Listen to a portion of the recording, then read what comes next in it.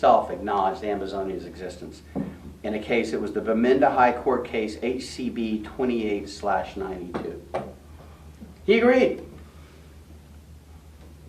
Additionally, President Villa, some of you may remember, it's funny how these conflicts come and go. A huge thing in the mid-early 2000s, the Bokassa conflict with Nigeria.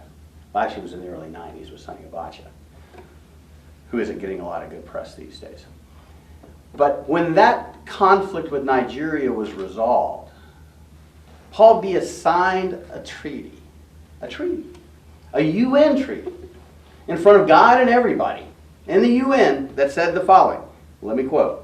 I, President Paul Biya of the Republic of Cameroon, in a bid to provide lasting peace to the Bokassa conflict, do hereby commit myself and my government to respect the territorial boundaries of my country as obtained at its independence.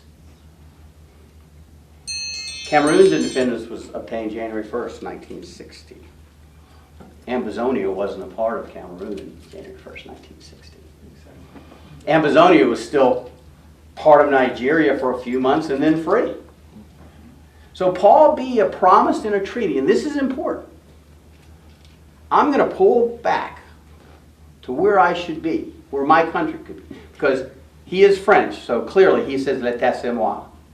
The state is me. Paul Biya is Cameroon. Cameroon is Paul Biya. I'm going to pull back, and this is where we're going to be. And the UN believed him because they sent surveyors out and they built these giant pillars that are on the border between Ambazonia and French-speaking Cameroon.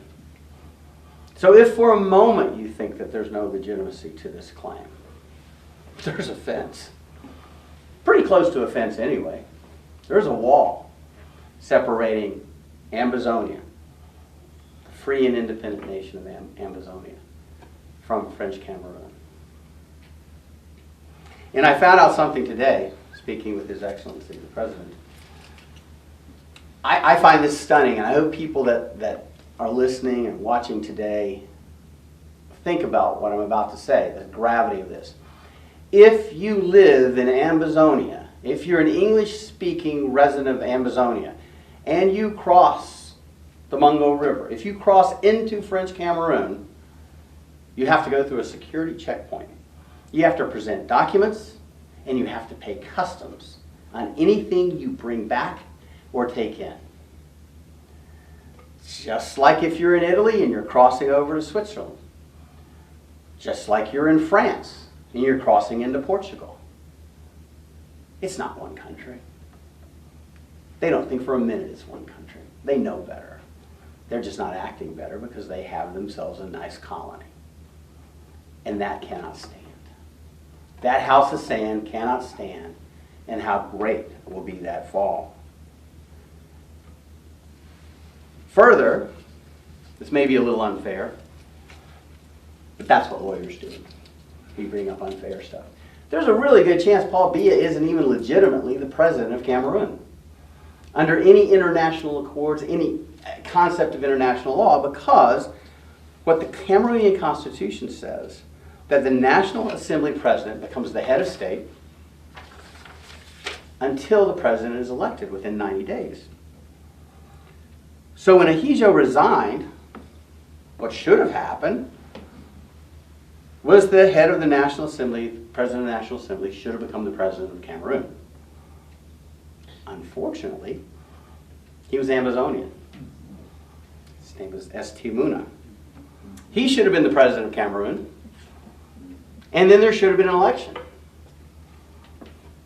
If anything happens when you have slaves or a colony, you don't let them lead you. So Biya appointed himself president, illegitimately. Illegitimately. How great was its fall when the house of sand, the house built on sand, came down. So you see, there is no basis for any argument against Ambazonia. You have to tell the truth if you're Cameroonian, or if you're on the side of the French-speaking Cameroonians. If you're Macron, before you go to bed at night, when he's not busy telling us how many plastic bottles we should use and standing on tables and cheering on soccer teams. He has to tell himself the truth. And the truth is, Ambazonia is the vassal state, the colony, the slave of Cameroon and of France. They're still a colony in West Africa. He has to tell himself that truth, because no other truth will abide, because there is no other truth. Everything else is a lie, and it's been a lie every day for decades. That's the hope. How great will be the fall. Unfortunately, that's not the end of the story. It's deeply unfortunate. What I just told you, the history of the illegitimacy of this whole process, would be enough for independence. But there's an even greater thing that has happened. There's even more of a reason that everyone out there needs to join together for justice, for liberty, for independence, freedom, equality, and humanity. Now, Biya has embarked on a course of genocide, mass slaughter of innocents. He's not slaughtering his people.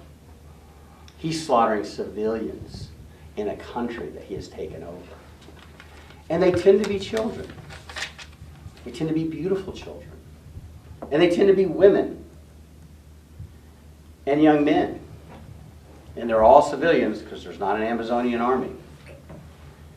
And there's this tendency, and I don't want to get too horrific or explicit here, but one of the powerful messages he sends to those that he's enslaved and colonized, the favored way of the militias, the security forces, and the military.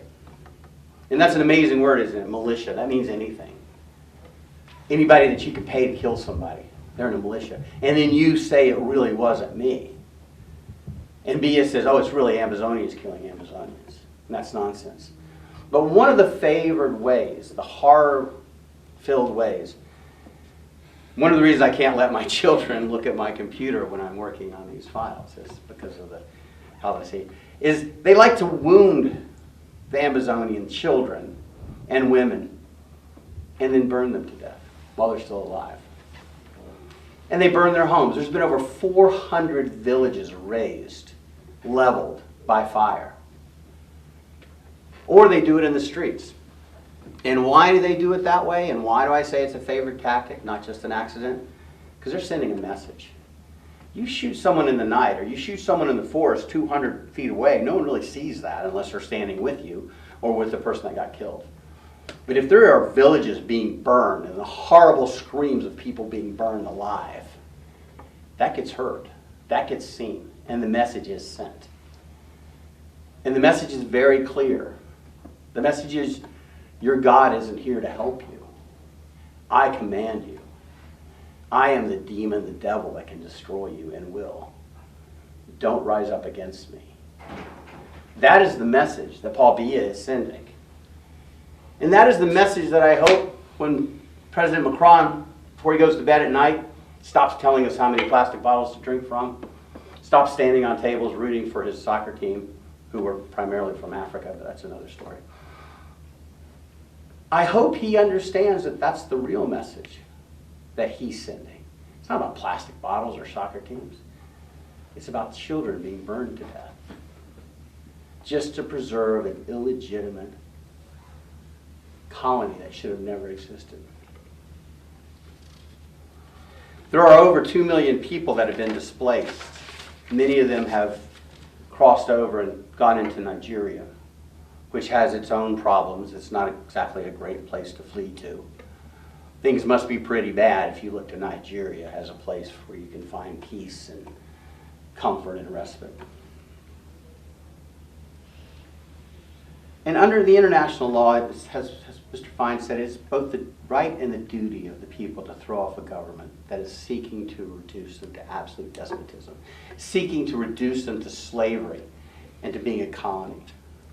And that politically defenseless minorities can escape oppression. And we have more than that here. It's not a minority, it's a separate nation that has been oppressed and enslaved. They've been murderously denied their internationally mandated rights.